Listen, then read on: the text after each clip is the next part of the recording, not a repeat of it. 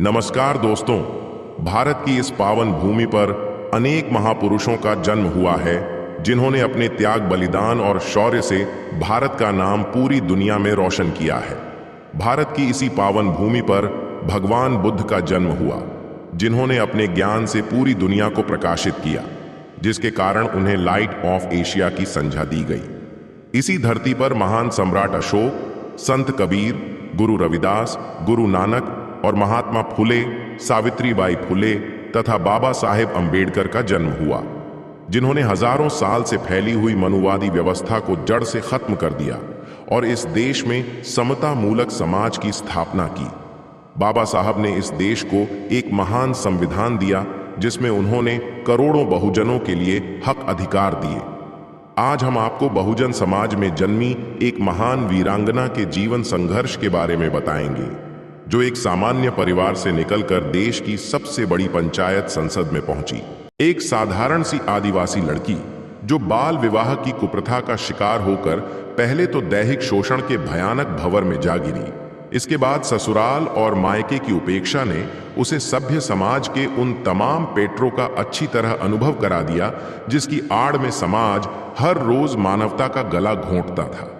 शायद अपनी जिंदगी की कड़ी धूप में उसे इच्छाओं का एहसास शायद ही कभी हुआ।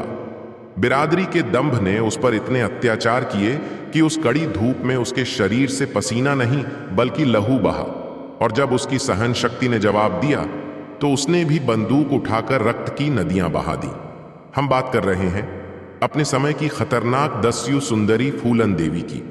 दोस्तों, बैंडिट क्वीन फूलन देवी के बारे में तो आपने बहुत सुना होगा, लेकिन क्या आपको यह मालूम है कि कैसे एक साधारण सी लड़की फूलन देवी डाकू बन गई, और क्यों फूलन देवी ने 22 राजपूतों को एक लाइन में खड़ा करके उन सभी की हत्या कर दी। इतना ही नहीं, दिल दहला देने वाले सबसे बड़ा सवाल तो यह है कि किस तरह फूलन देवी के साथ 300 से भी ज्यादा बार बलात्कार किया गया।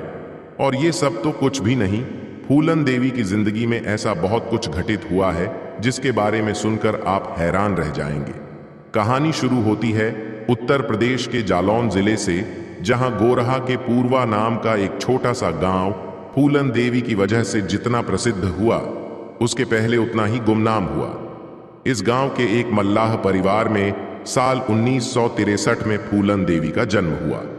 फूलन के पिता देवीदीन के परिवार में उनकी पत्नी के अलावा 4 बच्चे थे, जिनमें 2 लड़के और 2 लड़कियां शामिल थीं।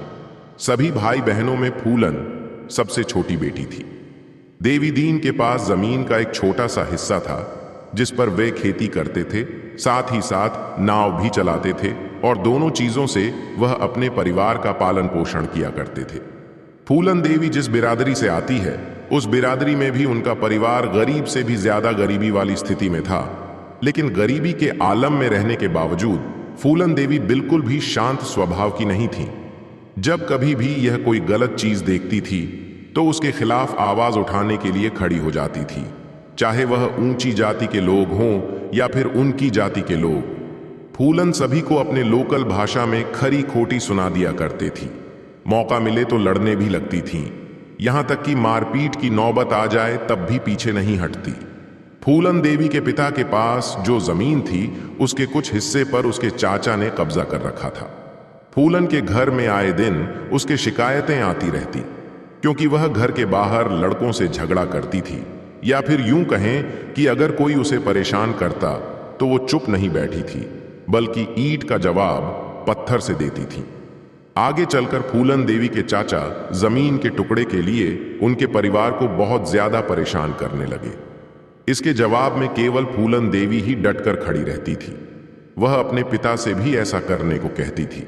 हालांकि इसे लेकर पिता और पुत्री में झगड़े हुआ करते थे। गुस्से में आकर पिता ने फूलन का विवाह एक दूसरे गांव में पुत्तीलाल नाम के आदमी से कर दिया, जो फूलन से उम्र में 3 गुना ज्यादा बड़ा था। तब फूलन की उम्र महज 11 साल और उस समय उसके पति की उम्र 35 साल थी। उस समय ऐसी प्रथा थी, जरेनिया लड़की की शादी कम उम्र में कर दी जाती थी, लेकिन गौना बालिग होने पर किया जाता था। यानी लड़की को ससुराल तभी भेजा जाता था जब वह बालिग हो जाती और घर परिवार संभालने लायक हो जाती थी, लेकिन कहते हैं कि फूलन देवी पिता ने उसका गौना नहीं किया था। उसके बावजूद पुत्ती लाल ने उसके साथ शारीरिक संबंध बनाए और उसका बलात्कार किया। हालांकि तब वह उन संबंधों का मतलब भी नहीं समझती थी और तब उसे इन संबंधों के लिए मजबूर किया गया। इसके अलावा भी फूलन देवी के मायके वाले अक्सर फूलन को बिना गौने के ही ससुराल भेज दिया करते थे, जहां उसका शारीरिक शोषण होता था और वो वहां से भाग भाग कर वापस अपने मायके में आ जाती थी। ससुराल से फूलन के बार बार वापस आने से उसके पिता परेशान हो गए थे, मगर उन्हें अपनी बेटी की परेशानी नजर नहीं आती थी। एक बार जब फूलन अपने ससुराल से भागकर वापस आई तो उसके पिता ने पुलिस में रिपोर्ट दर्ज करा दी कि फूलन मारपीट करती है और उसने सोने की अंगूठी चुराई है। पिता की शिकायत पर पुलिस ने फूलन को अरेस्ट करके उसे लॉकअप में बंद कर दिया था। 3 दिन तक लॉकअप में रहने के बाद कहा जाता है कि थाने के स्टाफ ने भी फूलन के साथ बलात्कार किया। जेल से वापस आने के बाद फूलन के पिता ने उसे ससुराल भेज दिया। वहां जाने पर पता चलता है कि उसके पति पुत्ती लाल ने दूसरी शादी कर ली है और उसके ससुराल वाले फिर से फूलन के साथ मारपीट करते हैं। इसके बाद फूलन को सारे सामान के साथ उसके मायके भेज देते हैं। अब फूलन ससुराल से भी लगभग अलग हो चुकी थी। फूलन के पिता भी उसका साथ नहीं दे रहे थे। अपने घर परिवार का ऐसा व्यवहार और पुलिस थाने में जो कुछ फूलन के साथ हुआ था, इन तमाम बातों ने उसे भीतर से विद्रोही बना दिया। इसके बाद फूलन का संपर्क कुछ ऐसे अनजान अजनबी लोगों के साथ हुआ जिन्होंने उसे एक अलग ही रास्ते पर चलने के लिए मजबूर कर दिया। फूलन के संपर्क में आए ये लोग जाति से ही थे, मगर चंबल के सक्रिय डाकू के संपर्क में थे और उनके लिए काम किया करते थे। एक दिन अचानक फूलन गायब हो गई। चंबल के डाकुओं ने फूलन देवी को बाबू गुर्जर गैंग में पहुंचा दिया। इस गैंग में बाबू गुर्जर के बाद विक्रम मल्लाह का नंबर आता था। विक्रम मल्लाह फूलन देवी की जाति का था और इसलिए उसके मन में फूलन के लिए कुछ कोमल भावनाएं थीं। लेकिन बाबू गुर्जर के गिद्ध जैसी नजर फूलन देवी के ऊपर एक रात जब वह फूलन देवी के साथ जबरदस्ती करने की कोशिश कर रहा था, वहां विक्रम मल्लाह पहुंच गया। फिर उन दोनों के बीच झगड़ा हुआ और फाइनल विक्रम मल्लाह ने बाबू गुर्जर को जान से मार दिया। हालांकि विक्रम मल्लाह पहले से शादीशुदा था, लेकिन इस गैंग में अब वही लीडर था और फूलन उसके साथ रहने लगी। दोनों के प्यार के चर्चे मशहूर होने लगे। विक्रम मल्लाह ने ही फूलन देवी को राइफल चलाना सिखाया। एक डाकू क्या होता है, उसकी जिंदगी क्या होती है, उसके चैलेंज क्या होते हैं, सारी बातें फूलन को विक्रम मल्लाह ने सिखाई थीं। इसके बाद पर लोग छोटी मोटी किडनैपिंग, रोड ग्रोवर जैसे काम करके पैसे कमाते थे और इसी तरीके से अपनी जिंदगी गुजारते हैं। एक दिन फूलन देवी विक्रम मल्लाह और अपनी गैंग के साथ अपने ससुराल यानी पुत्ती लाल के घर पहुंचती है। वह अपने पति को गांव के चौराहे पर लाकर बुरी तरह मारती है और उसे अधमरा करके छोड़ देती है। बाद में उस गांव में वो एक धमकी भरा नोट छोड़ती है जिसमें लिखा होता है कि अगर गांव के किसी भी अधेड़ बुजुर्ग मर्द ने किसी छोटी बच्ची से शादी की, फूलन देवी उसे गोली मार देगी। बाबू गुर्जर की गैंग में सभी जाति के लोग थे, लेकिन इस गैंग में राजपूतों का वर्चस्व था। इसी गैंग के 2 लोग श्री राम और लाला राम पुलिस के हत्थे चढ़ गए थे और जेल में थे। जब वह जेल से छूट कर आए तो उन्हें यह पता चला कि विक्रम मल्लाह ने फूलन देवी के चक्कर में सरदार को गोली मारकर उसकी हत्या कर दी है। इस बात का बदला लेने के लिए इन दोनों ने गैंग में जाति के आधार पर दरार डाल दी। फाइनल राजपूत जाति के ज्यादातर लोग एक तरफ हो गए और मल्लाह जाति के लोगों ने विक्रम मल्लाह का साथ दिया। इसके बाद दोनों ग्रुपों के बीच जबरदस्त लड़ाई हुई। उस लड़ाई में विक्रम मल्लाह मारा गया। श्री राम और लाला राम फूलन को उठाकर यूपी में अपने गांव में ले गए। यहां उन्होंने फूलन को एक कमरे में बंद कर दिया और बारी बारी से लगातार 3 हफ्ते तक कई दर्जनों लोगों ने फूलन के साथ बलात्कार किया। उसी गांव में एक मल्लाह जाति का व्यक्ति रहता था। उसे यह बात पता चली कि फूलन की हालत बेहद खराब होने के साथ ही विक्रम मल्लाह गैंग के 2 साथियों मदद से फूलन देवी को वहां से निकाल दिया गया और ठाकुरों को भनक तक नहीं लगी। ये लोग फूलन देवी को लेकर एक बार फिर चंबल के बीहड़ों में आए। ये सभी मल्लाह जाति के लोगों को इकट्ठा करके एक नया गैंग बनाते हैं। इस मल्लाह गैंग के लीडर खुद फूलन देवी बनती है, जो फूलन देवी को राजपूतों से बचाकर लाया था। इसका नाम था मानसिंह था, और अब फूलन देवी की जिंदगी में विक्रम मल्लाह की जगह मानसिंह मिले हैं। फूलन देवी ऊंची जाति के लोगों को ज्यादा टारगेट किया करते थी। 14 फरवरी 19 अगस्त का दिन था, जब उस गांव में एक राजपूत परिवार में शादी थी, तो फूलन देवी का गैंग इस गांव में पुलिस की वर्दी में हमला कर देता है। फूलन देवी के साथ इस गांव में जो घटना घटी थी, उसके ठीक 7 महीने बाद अपना बदला पूरा करने के लिए फूलन देवी यहां आई। उसने श्री राम और लाला राम के साथ उन तमाम लोगों की तलाश शुरू की, मगर गांव में उनमें से कोई नहीं मिला। केवल 2 लोग ही फूलन देवी के पकड़ में आए। इसके बाद फूलन देवी ने शादी में आए दूसरे राजपूत मर्दों को पकड़ा और गांव के चौराहे पर उन सभी को एक लाइन में खड़ा किया। शुरू में फूलन देवी ने खुद ही और उसके बाद उसके गैंग के दूसरे लोगों ने मिलकर 22 राजपूतों को मौत के घाट उतार दिया। इस घटना को अंजाम देने के बाद फूलन देवी और उसका गैंग सुरक्षित वापस चला गया, लेकिन इसके बाद से पूरे देश में फूलन देवी का नाम घर घर लिया जाने लगा। इस हत्याकांड में फूलन देवी को 10 यू सुंदरी के तौर फेमस कर दिया गया। मीडिया ने फूलन देवी को बैंडिट क्वीन का नाम दे दिया। उस समय दिल्ली में इंदिरा गांधी प्रधानमंत्री के पद पर थी और यूपी में वीपी सिंह मुख्यमंत्री के तौर पर थे। इस घटना के बाद मुख्यमंत्री ने अपने पद से इस्तीफा दे दिया। स्टेट की पुलिस फूलन देवी की तलाश करने लगी, लेकिन फूलन पकड़ में नहीं आ रही थी।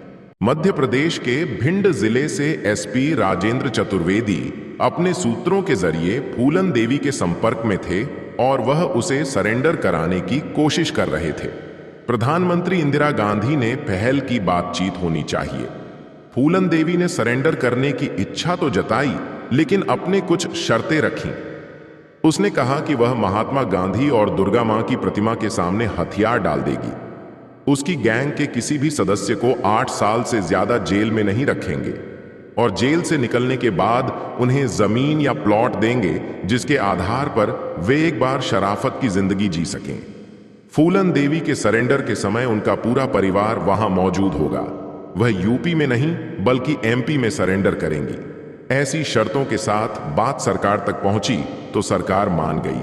फिर फरवरी 1982 को फूलन देवी ने अपने पूरे गैंग के साथ भिंड जिले में सरेंडर कर दिया।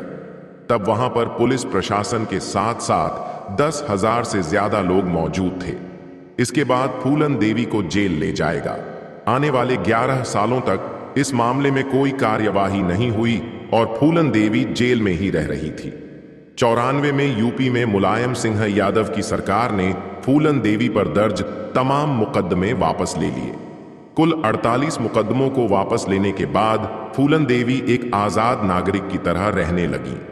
इस दौरान फूलन देवी की जिंदगी पर एक फिल्म भी बनी, जिसे बैंडिट क्वीन नाम दिया गया। शेखर कपूर की बनाई गई यह फिल्म काफी हिट हुई, लेकिन इस फिल्म को बनाने से पहले फूलन देवी को पूछा भी नहीं गया था। साल 1995 में वह बौद्ध धर्म स्वीकार करते हुए उम्मेद सिंह नाम के व्यक्ति से शादी कर लेती है। साल 1996 में फूलन देवी ने समाजवादी पार्टी के टिकट पर मिर्जापुर सीट से चुनाव लड़ा और जीतकर लोकसभा पहुंची। इसके बाद साल 1998 में फिर लोकसभा चुनाव लड़ा, लेकिन वहां से हार गई। साल 1999 में एक बार फिर मिर्जापुर सीट से लोकसभा चुनाव लड़ा और वहां से वह दूसरी बार जीत दर्ज की। 25 जुलाई 2001 को दिल्ली स्थित सरकारी आवास के सामने फूलन देवी को गोली मारकर उसकी हत्या कर दी गई। इस घटना के 2 दिन बाद आरोपी शेर सिंह राणा ने देहरादून में पुलिस के सामने आत्मसमर्पण कर दिया, यानी उसने अपना गुनाह स्वीकार कर लिया। इस हत्या को अंजाम देने का जो कारण सामने आया वो बेहद चौंका देने वाला था। पुलिस के मुताबिक शेर सिंह राणा ने बेहमई हत्याकांड में मारे गए 22 राजपूतों की हत्या का बदला लेने के लिए फूलन देवी को जान से मार डाला। इस प्रकार फूलन देवी उस गोली का शिकार हुई जिस गोली से उन्हें शिकार करने की आदत थी, जिस गोली को अपनी बंदूक में रखकर उसने अपने ऊपर हुए अत्याचार का बदला पूरा किया था। फूलन देवी का संघर्ष करोड़ों बहुजन महिलाओं के लिए प्रेरणा है। उनका नाम दुनिया की 5 सबसे साहसिक महिलाओं में शुमार किया गया।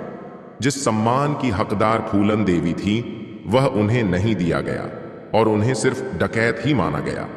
फूलन देवी को महान विद्रोही महिला के रूप में जाना जाता है। वह एक महान सामाजिक क्रांतिकारी और समाज सुधारक भी थीं। उनका जीवन संघर्ष अनंत काल तक हजारों लाखों बहुजनों की प्रेरणा रहेगा और फूलन देवी का नाम इतिहास के स्वर्ण अक्षरों में हमेशा अमर रहेगा। आप फूलन देवी के बारे में क्या सोचते हैं? हमें कमेंट में जरूर बताएं ताकि आपके लिए ऐसे ही अनेक महापुरुषों की वीडियो ला सके। मिलते हैं किसी और वीडियो में, तब तक के लिए धन्यवाद।